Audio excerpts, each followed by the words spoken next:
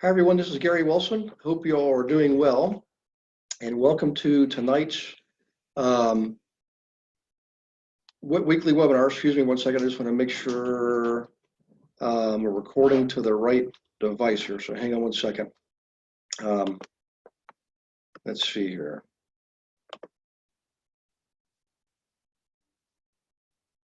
Okay, so everything's good on this end. Let me go back to where I was. We're going to share the right document with me. Sorry, I just had to make sure I had my bearings here. So we're live, we're recording. Welcome aboard, everybody, especially all the newer folks. We should have a lot of folks here from Washington State, Oregon, and California. So this is the weekly Path to Prosperity. It includes students, most of you are in the Investor Agent Training Program. Welcome aboard. Some of you are in the flipping program. Some of you are in the rental program. Some of you are in the property management program. Some of you are in the wholesaling program. So welcome aboard. I hope you like the new format. Last week seemed to go very well and without any technical complications. So we're going to keep going with the Zoom format. And if you have any questions on that, obviously just let me know. You know that you can use your chat box to post questions, or maybe it says Q&A. Hang on one second here. Okay, if you could do me a favor, just let me know that you can see my screen and hear my voice, okay? That would be awesome. And I'm going to reduce the visual of me so I can see the whole screen here with the documents on it, everything I'm going to show you tonight. So real quick, tonight's subject is back to property management. Tonight we're going to focus on security deposits and leases, and here's why. Some of you are doing leases directly, and you definitely need to know how to handle security deposits and what leases to use and so forth. And some of you are doing it for your clients. They're investors buying rentals, and you're helping them manage the properties. And some of you are investors yourselves, and you definitely need to know how this stuff works if you're an investor yourself, okay? So always remember too, a little bit of housekeeping. So please keep up with the weekly emails from Beverly. My Investor Services does make announcements on a regular basis. Like for example, us changing the format here. Another format change coming your way starting July 1st is we're no longer going to use time trade to schedule the calls. You're still going to be able to schedule calls, but we're going to use another tool called Schedule Once. It's a better, more sophisticated tool. It ties in with Zoom directly, ties into schedules, and also it doesn't get mixed up when it comes to time zones. We noticed that in the past, I could be in the Pacific time zone, which is where I am now. You might be in the Eastern time zone, and you schedule something when you're maybe traveling on the West Coast. You schedule something, but you schedule it for East Coast. You thought you did, but yet it set it up as a Pacific time, and we're 3 hours away from each other. We had actual case studies of that happening. So we want to eliminate that, and going with this new Schedule Once eliminates that negative feature of the other time trade. So in any case, just examples of why you want to get that email from Beverly and review it. Not to mention it has the recording of each webinar in it, and you can play, fast forward, rewind, pause to review something and take notes on that. So in any case, let me just double check here. Let's see, we got the chat and Q&A actually, apparently. So let's see, who do we have here? We got, let's see, this is Todd. Hey Todd, how you doing, buddy? Lisa Sears, good to see you, Lisa. Victoria. Shirley, good to see you, Shirley. Shirley, I'll be going right by you tomorrow night. I've got to pass Reno. I've got staying, I forget where it's, somewhere a couple hours past Reno. But I'll be going right by you. So Ken, good to see you, buddy. Julie, good to see you too, Julie. Hopefully things are going well for you in Palmdale. Patricia, Chris.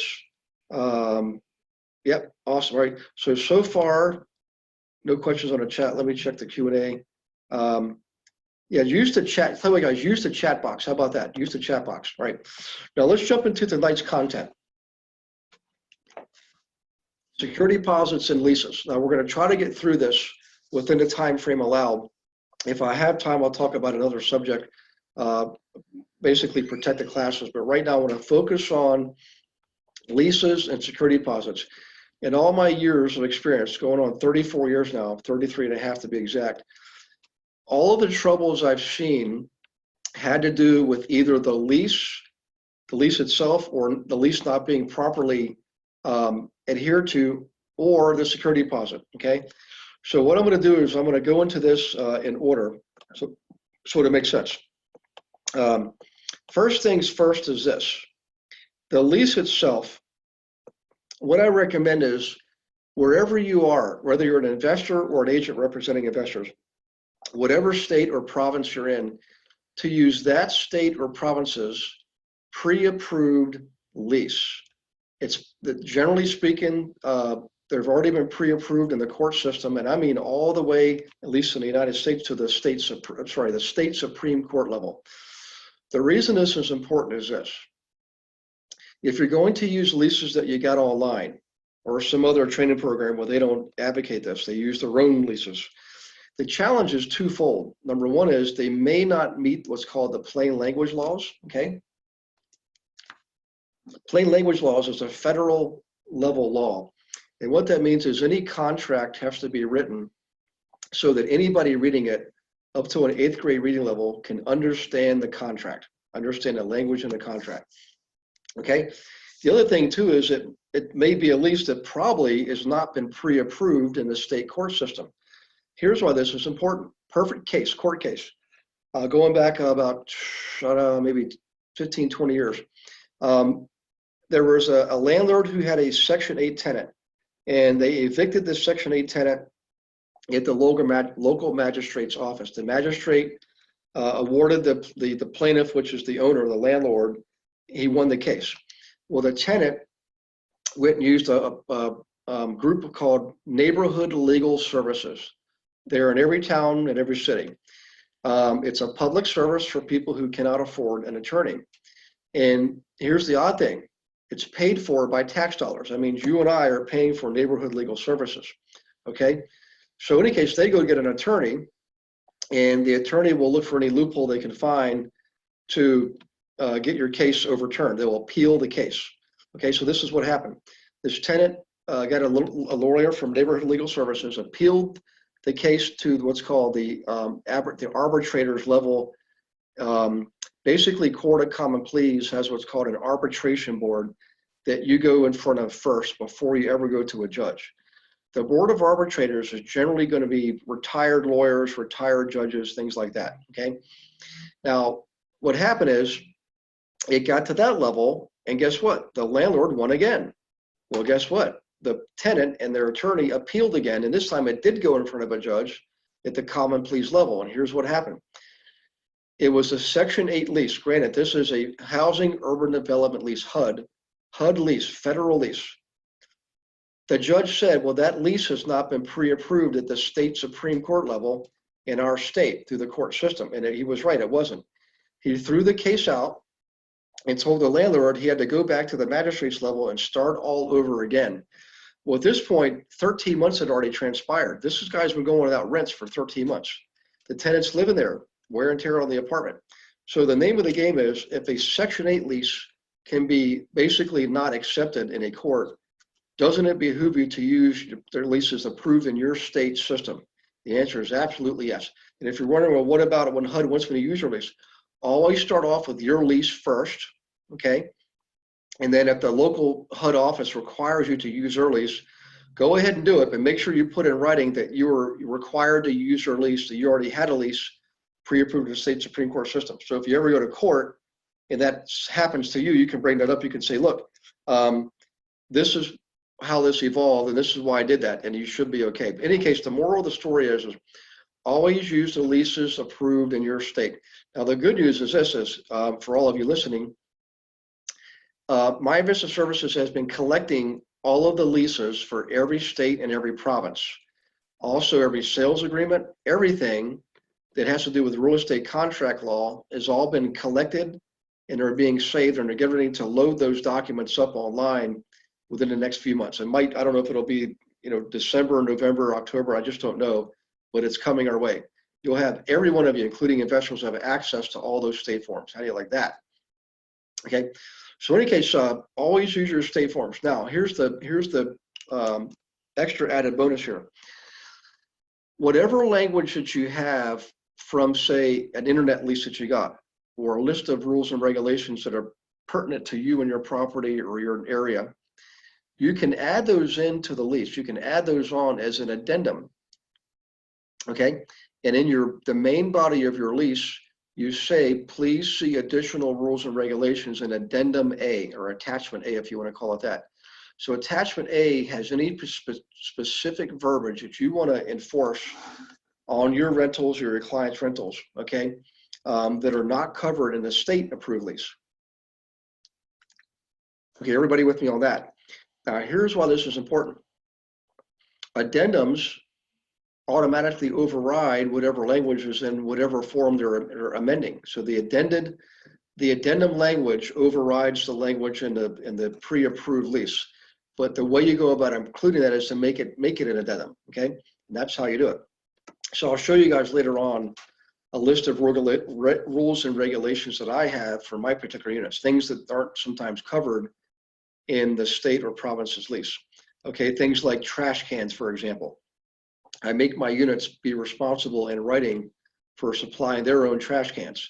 You'd be surprised at how many times I had situations where the tenants would leave garbage in bags out on garbage night, only to have the local, raccoon come and have their way with that bag of garbage. And I'd say, you have to put them in cans.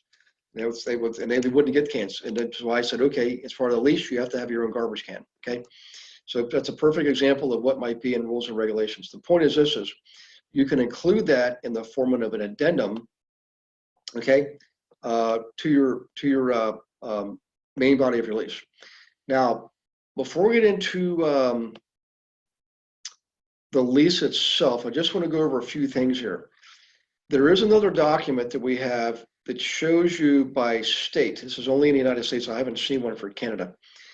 That shows you by state the basic landlord-tenant laws for that state, okay?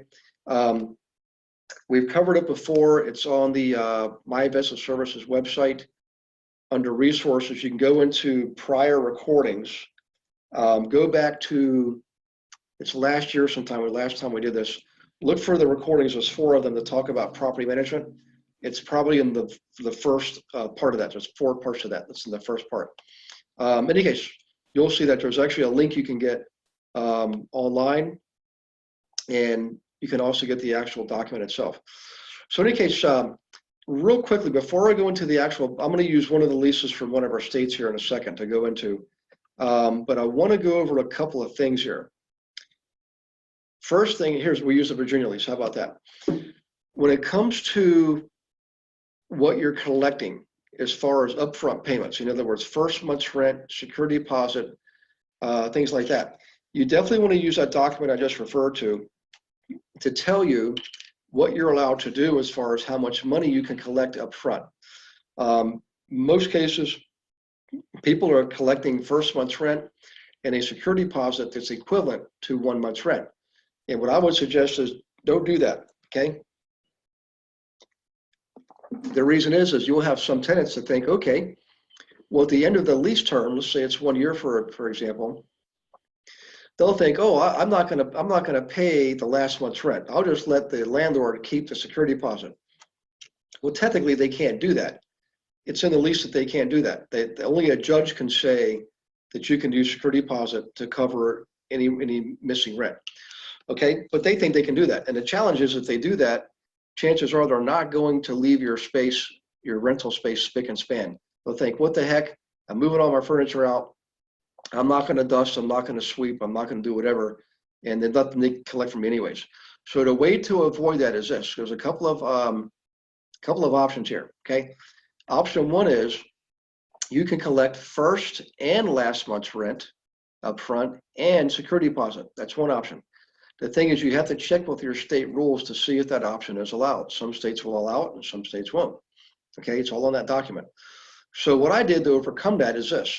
I said, okay, I'm not going to collect first and last month's rent. I'm going to collect just the first month's rent, but I'm going to add some additional deposits. I'm not going to call them a security deposit. It's just a play on words. I'm not going to refer to it as a security deposit. I'm going to call them a cleaning deposit. I'm going to call it a pet deposit. I'm going to call it a smoker's deposit. Okay, because generally speaking, that's not covered in your lease, so you can add those in. So for cleaning deposit, I'll typically make that the equivalent of a half month's rent. Okay, that way it's relative to the size of the rental unit. For pet deposit, I'll make that typically. It depends on the type of pet, by the way, but small dogs, kitty cats, bunny rabbits, things like that, I'm going to only charge security deposit of $100, something like that. But if they've got a bigger dog, I'm going to generally charge a lot more than $100, because if it's something like I've seen Rottweilers literally chew apart kitchen cabinets. I mean, literally chew the doors off the cabinets. I saw one place where a dog actually chewed through the kitchen door, a wooden solid, chewed through it. Okay, so obviously that's going to cost more than $100. But in any case, that's how I overcome the restriction on how much I can collect. If there's any restrictions, then I overcome that by collecting additional security deposits. Okay, so in any case, just make sure you understand what your state will allow, your state or province. Okay. Now I'm going to talk more about, by the way, since we talked about deposits, let me go ahead and cover that now. Security deposits. Whether you collect 1 month, 2 months, whatever you're collecting in the form of a security deposit, always has to be held in a separate escrow account. So here's the thing, guys. If you're managing your own properties, okay, you should still always have a separate LLC doing the management for you, even if it's your own properties. Don't ever manage your own properties in your own names, okay? And I'll give you an example why here in a moment. But first things first, your properties should be owned in their own LLCs. Now, I would put as much as $1 million in holdings in any one holding LLC. And then when I manage my own properties, I used another LLC set up as an S Corp. And that S Corp was my own internal management company that managed the properties on behalf of the LLCs. Now, the reason I did that is this is, anything that you have in your own name, if something ever goes wrong and somebody sues you, they take you to court. If the property is in your own name, or let's say the property is in actually an LLC, and you're managing, you're self-managing, okay? A savvy lawyer can make the case that you are separate from your LLC, which in fact you are. And now you're managing on behalf of the LLC, and therefore you are personal liability for anything that happens in the realm of managing your own properties. Sounds crazy, but it can happen. It can and has happened. So in any case, the reason this was important is a good attorney is going to sue as many people as they possibly can. They're not just going to sue the LLC. All right, they're going to sue whatever else is in the LLC. They're going to sue management. And if you're personally managing, they're going to sue you personally, which means even though you had your property in a separate LLC, the lawyer could say, well, this wasn't an ownership issue, this was a management issue, and John Doe is managing his own properties, even though they're owned inside LLCs. John Doe is in fact personally managing these properties for the LLC. Therefore, John Doe is personally liable for that tenant slipping on the bar of soap and spraining an ankle, right? So just know this, the further you can separate yourself from liability, the better. So separate LLCs for ownership, separate LLC for management, okay?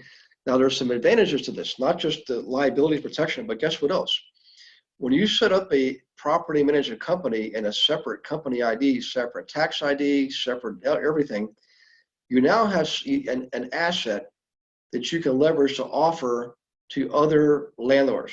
Now, before you do that, just a couple things basically you need to know here is this. That company has to, if you do it that way, has to be a licensed real estate brokerage company in your state. We're going to talk about Canada here in a second. Canada's separate. But in any case, what I'm getting at is this. To manage properties, you either have to have an agent's license with a broker, a brokerage company that does have property management. They allow property management, and they have an E&O policy that covers property management. If they don't, you have to have a separate LLC, a separate company It's a separate property management company that is in fact its own real estate brokerage company. It has to be licensed with the state. You got to pay all the fees and dues and everything. That has its own E&O policy and its own broker of record. Okay, now here's what's interesting. To own a real estate brokerage company, or to own a property management company, which is again a brokerage company, you don't have to be a licensee. You can just be the owner, as long as you have a separate broker of record, all right, who's in charge of management of that business. You can do that. And if let's say you're an agent or a broker with an existing brokerage company, and you want to run a separate property management company, what I would suggest is this: is set that separate company up, obviously separate LLC, and have it configured as an S corp. Have a separate broker of record, all right, not you but someone else, and a separate E&O policy separate from your brokerage company or the brokerage company for whom you have your license and you're using it to earn commissions. Okay. Now, by the way, real quick, I just want to inform you, just like anything else, I'm not an attorney. I'm not an attorney and I'm not an accountant. I'm just telling you this has been what my experience is, and it's how the material has been written to reflect what the most common scenarios are. And you always want to use that document to determine what is appropriate for your state. And if you're a regular real estate agent with just a basic agent's license, you need to understand from your ownership group what they will allow inside that broker's company. And if they won't allow property management, then you know you got to set up a separate company. Again, a separate broker of record. Don't make yourself that broker of record. Make it somebody else. In any case, back to this. What I'm getting at is doing it the right way for yourself personally, or for yourself as one of your clients, positions you from a business standpoint to offer that business to other clients down the road, which means you've got another stream of income coming in. Okay. Now, let's go back to security deposit. This is why I led into that whole conversation. When you hold a security deposit for another person, you're acting as what's called the capacity of escrow. You're basically being a custodian for that security deposit. That security deposit is not yours. It belongs to the tenant. It's not your money. It belongs to the tenant. So you're acting as a custodian for that money.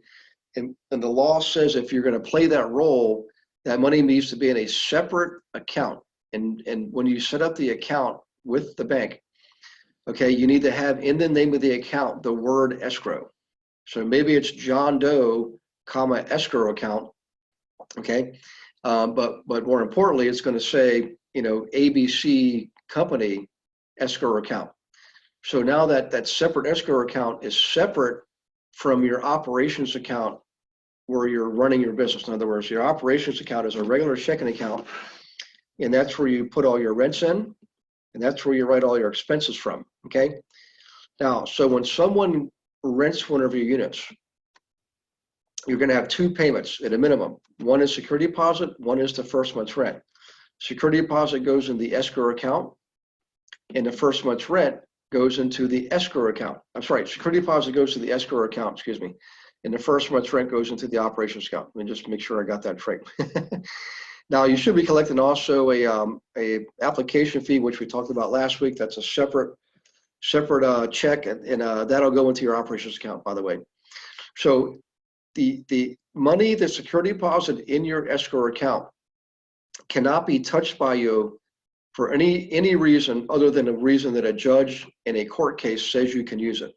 So just because you're evicting somebody doesn't mean you can keep the security deposit. A judge in the case, if you win the case, says in the case that yes, you can keep the security deposit as compensation for damages or lost rent.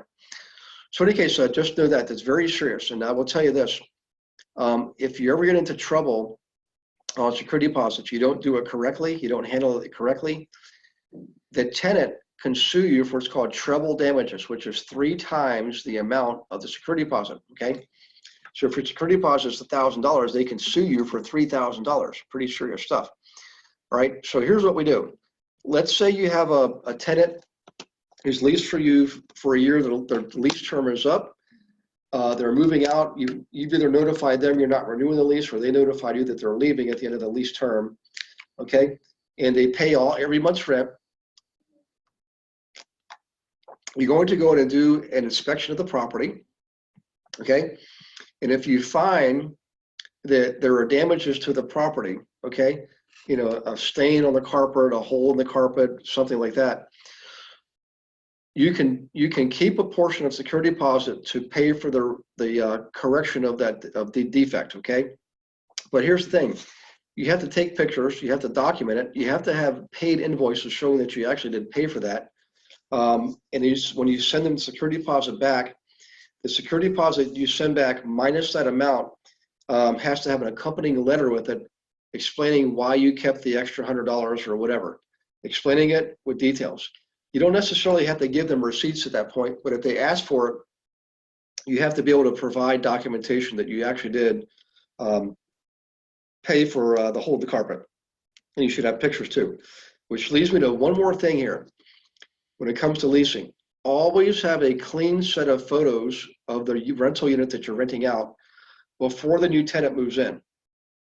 And then when they move out, take another set of photos of the areas of the unit that have a problem, like a hole in the carpet or something like that, or a missing doorknob or a missing light fixture. You want to take a picture of that so that you can see there's a difference between how the unit was given back to you versus how it was when you leased it to that person to begin with. In any case, if you don't do that, again, they can say, well, you never gave me the proper documentation, and therefore they'll take you to court. Another thing is the time frame. In most locations, you've got 30 days after someone moves out to give them the security deposit back with any letter explaining anything you kept out of the security deposit, okay? Sometimes it's 45 days, sometimes it's 15 days. You need to definitely check with your state or province to see what the requirement is for returning security deposits, okay? In any case, what I want to do right now, guys, is assuming you've got the security deposit, first month's rent, you've put them in the proper accounts, and the person is now going to move in, you've got to execute a lease document, okay? I'm going to go over one with you that's the state lease form for Virginia. There's, of course, 50 of them out there for the states and 10 for the Canadian provinces, 10 Canadian provinces, right? So in any case, let's just go through this. I'm not going to spend a lot of time on this. I just want to go through the basic highlights, okay? So first things first, right up top there, you always put in there the date that you're executing the lease on. This is not the start date of the lease. This is the date you're executing the lease. This is generally going to be a week or two in advance of the person taking possession of a unit. Okay, the month, the date, and the year. Then you have to name the company as the landlord. Don't name yourself. You're going to name the company as the landlord. In other words, ABC Management, LLC. Okay. All right. If you name yourself, remember that ties you to the operations of the management part of the business, and you can be held liable for things. So that's the company name. Tenant name, of course, is the prospective tenant, the tenant looking to lease that unit. Now, in your lease, you're going to want to name, or maybe an addendum, everybody in the apartment or whatever the rental is that's 18 years or older. We call it age of majority. Some states it's 21, some states it's 18. You can actually specify in some states what you consider age of majority. That's basically the legal right to enter into contracts. You know, whatever the case is, I would make it to your advantage, obviously. So in any case, you're going to talk about where the location of the property, the county, the actual address, things like that. The next step is the term of the lease, okay? And this is where you actually put in the start date of the lease. So let's say it's May 15th and you're executing the lease. That date goes up here, okay? The lease agreement, that first statement, that's where that date goes. The second date is the date that is actually starting date of the lease, and that goes here on paragraph 1. Okay, term. Agreement shall commence on, and you put that in there. So lease term is going to be the time frame, okay? In other words, the expiration date, lease term. You always make it 1 year or more. I mean, very rarely would you have month-to-month leases. Having said that, I've had month-to-month leases for what we call corporate housing, and that's for people who are business people They travel quite a bit. And if you've got a property that's very close to a business center of town, you'll find out a lot of people would like to rent your property because it's usually going to be less than staying at a nightly hotel. But maybe they're going to be there long term and they want a place for them to feel like it's home. And also maybe their families can come visit them. And now they got a place to go to. And they're only on a monthly basis. The advantage is you charge much higher rental rates for month-to-month leases, okay? On an annual lease, I would prefer to have people in my units for 1 year or more. I've had people lease for me for a term of 3 years. Because now you don't have to worry about advertising that unit or anything for 3 years. You're basically in good shape. But in any case, you put the term in there. You got to select the lease term, okay, and put in the actual expiration date. Now the rental amount, here you're going to put in, write it out in Word format. You know, if it's $1,000, actually spell out $1,000, okay, and then the per month you put in the numerical format, the number 1,000, obviously, okay. Now you can also down here determine how you wish to be paid the rent. Nowadays, everybody is using direct transfers, business payments online, credit cards, debit cards, what have you. Not too many checks floating out there anymore, but they're out there. So you can accept personal checks, you can accept money orders, cashier's checks, or other. And here you could say, we're going to do direct debit against your account every month, or basically ACH. You can also do there's a property management system called Propertyware that we think is one of the best property management systems out there. It's called Propertyware. And they have an online portal where tenants can pay their rent directly online. And they can also submit maintenance repair requests and so forth, okay?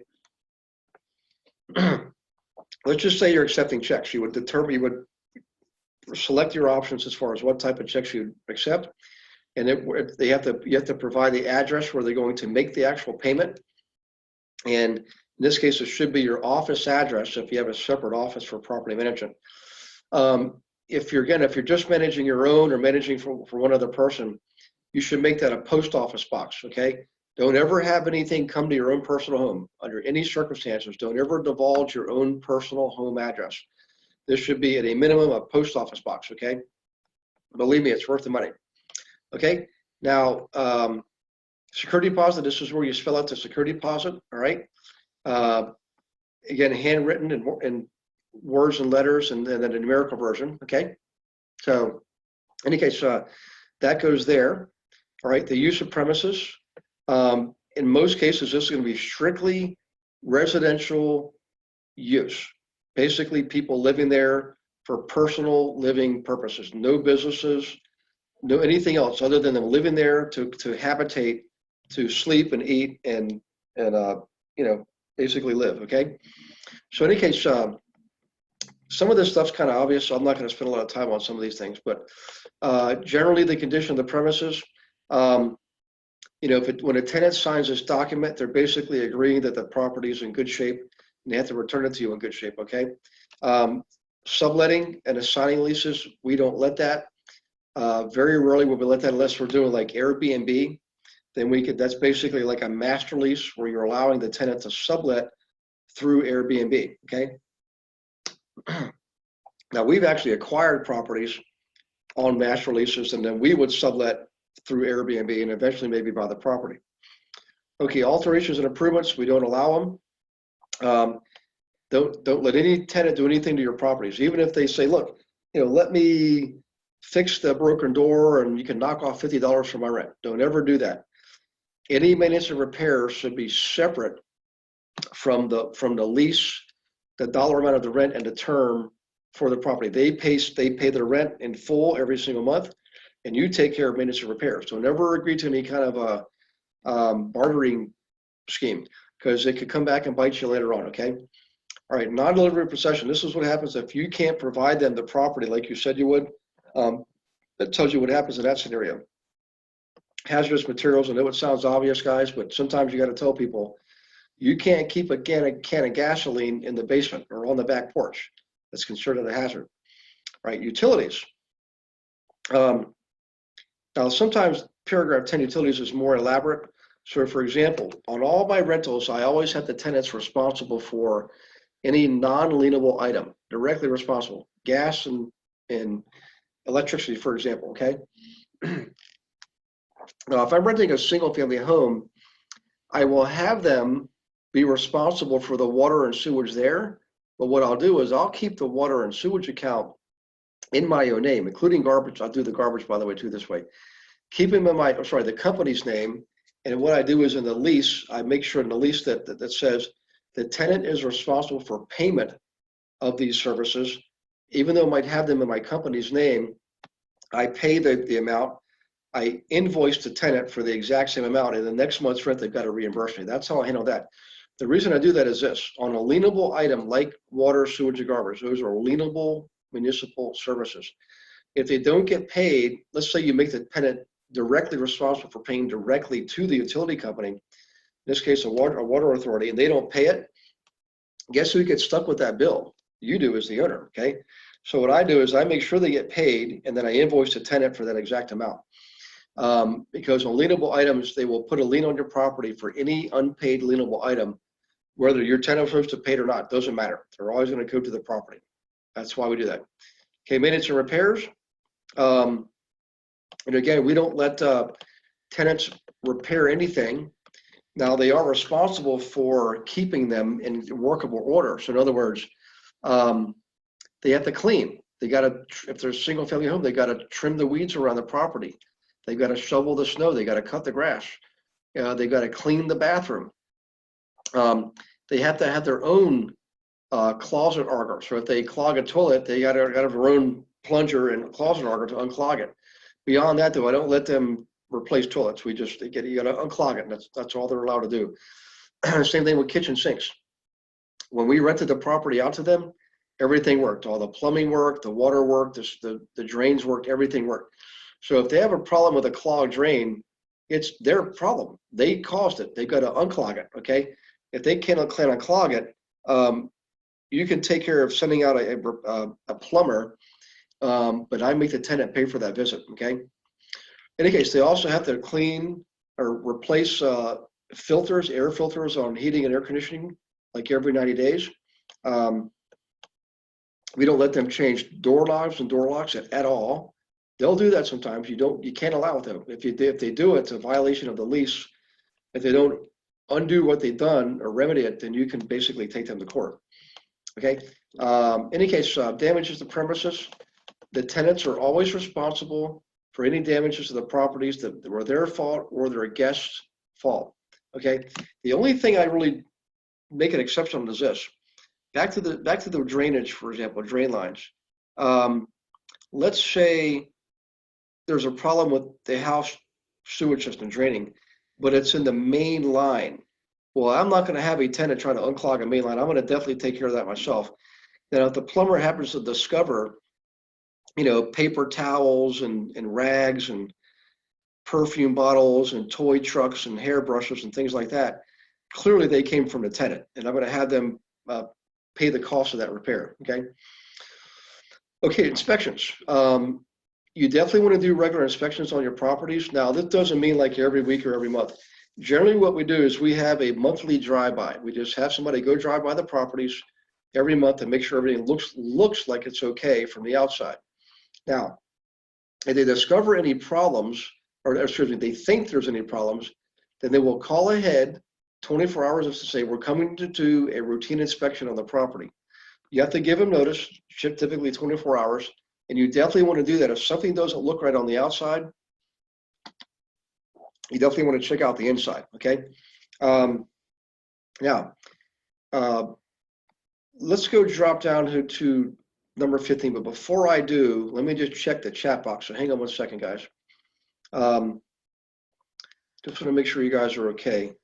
And so far, everybody is okay. So let me go to the, see if anybody else used the Q&A. Well, you guys are quiet tonight. I know it's not like the most exciting subject, but this is something you've got to take seriously because you're going to have investors who are buying rental properties and they're going to need management at some point. You might as well learn how to do it now. And again, always remember, wherever you are, if you're a licensee, always check with your broker, whoever you work for now, to see what they have, what they will allow, what they won't allow. And some companies are now offering property management and some companies have it in the pipeline. Okay, so anyways, back to this.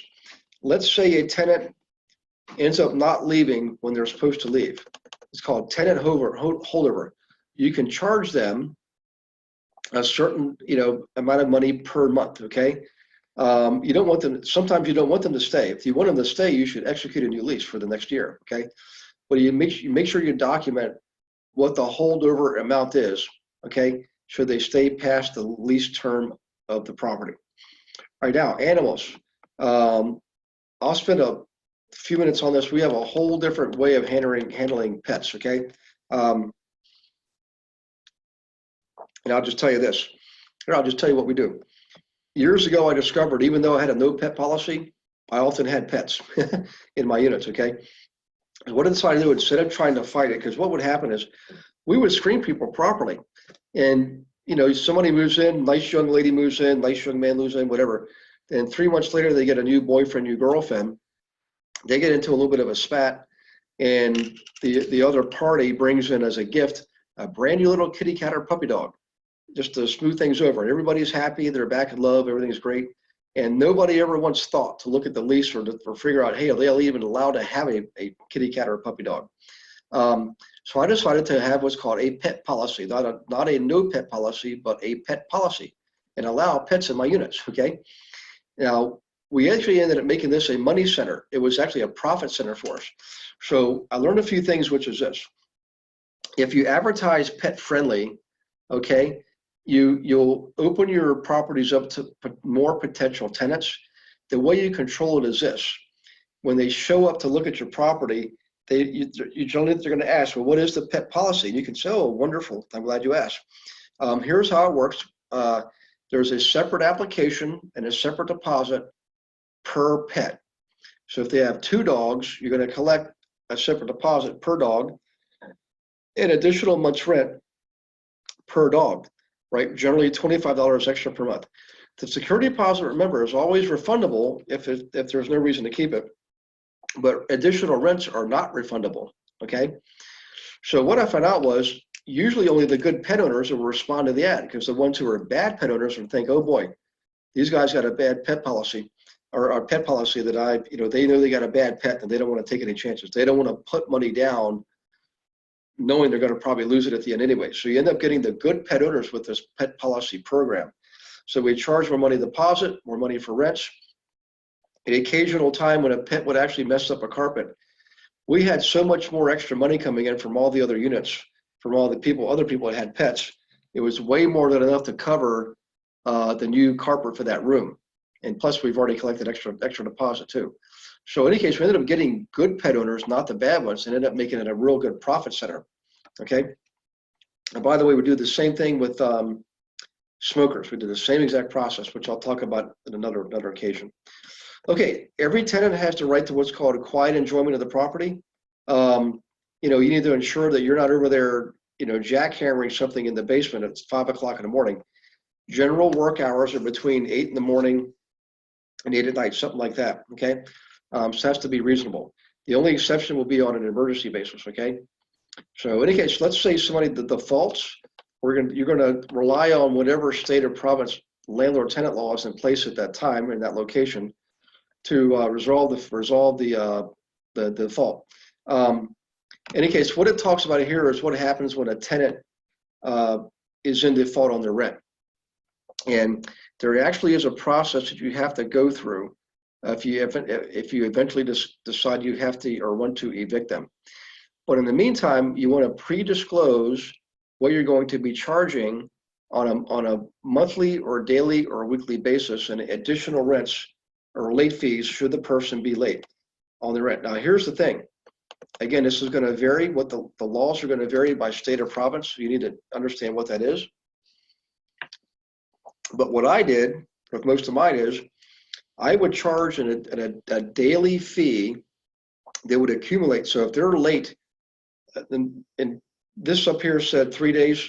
Generally speaking, you got to wait 5 days before you can impose a late fee.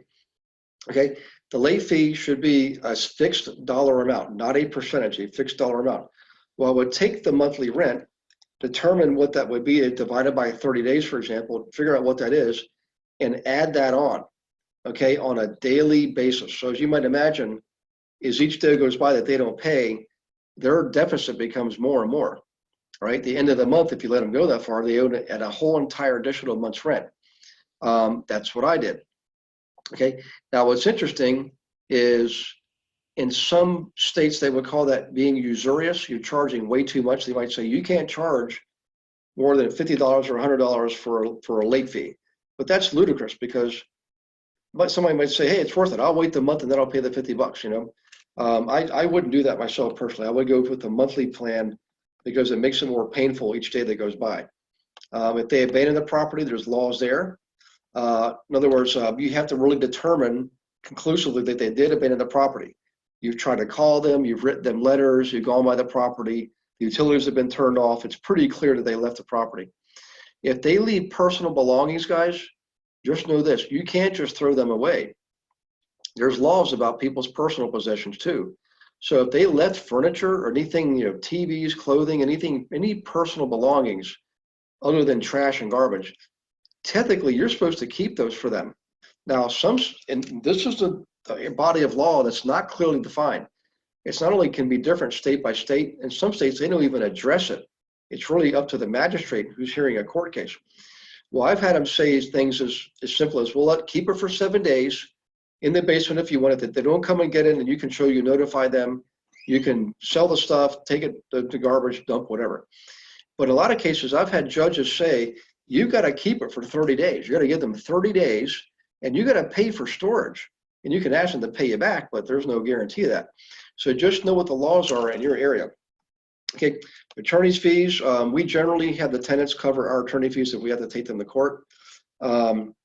This agreement can be recorded downtown at the local recorder's office. In other words, just like a deed gets recorded, you can record sales agreements, you can record leases, any document, any legal document can be recorded.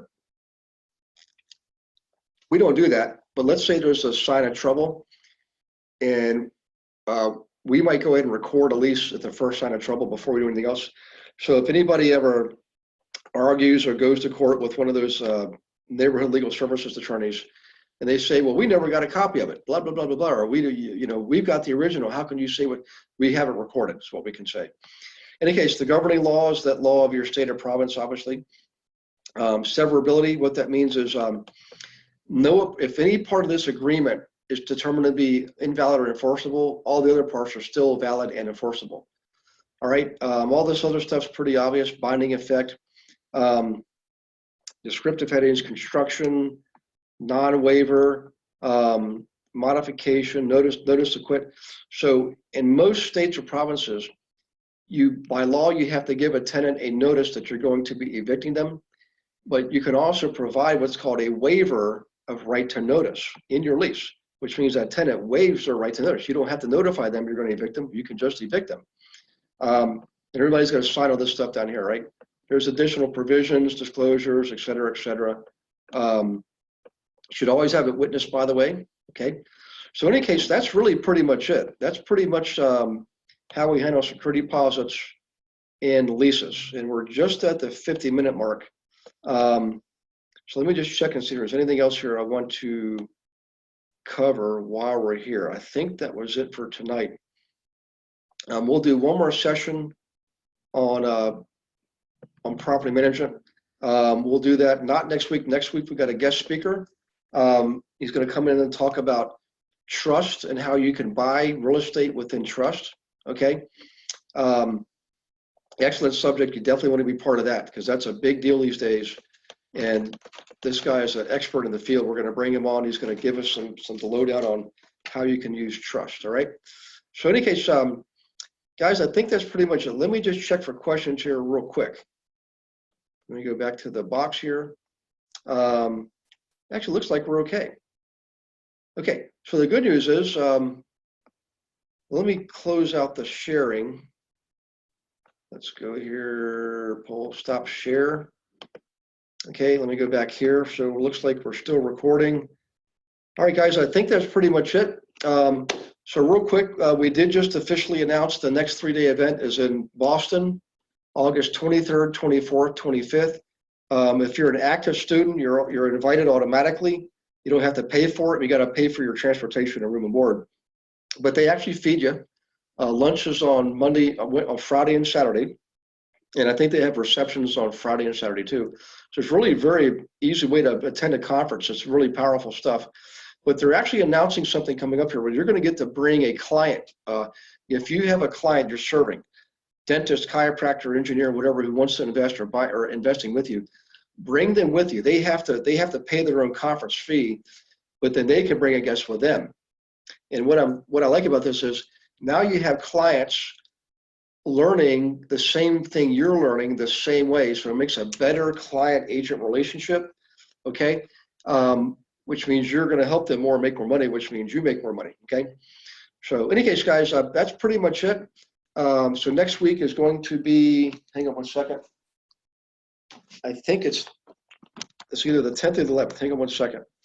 So June, it's going to be next Tuesday, the 11th. That's the webinar. So make sure you're on there, be square. Same time, 4 p.m. Pacific, 7 p.m. Eastern. And we'll keep using this format because it seems to work pretty good. So in any case, oh, hang on. Somebody just asked a question. Let's see here. Let's see. Hi, Shannon. How you doing? Good to see you. That was a few minutes ago. All right, let's do this. I thought I saw a hand raised somewhere, but I'm not seeing who that is. Let me go back to the chat box and see if somebody's there. Nope. Oh, chat. Here we go. Let's see if that's where it is. So Julie, no, I think we're caught up there. Okay, well, I guess that's it, guys. Well, listen, I hope you have a wonderful evening. God bless you and your families. Have an awesome week, and we will see you next week. Again on Tuesday. Yep, Tuesday. All right. Take care, guys. We'll see you next week. Bye-bye.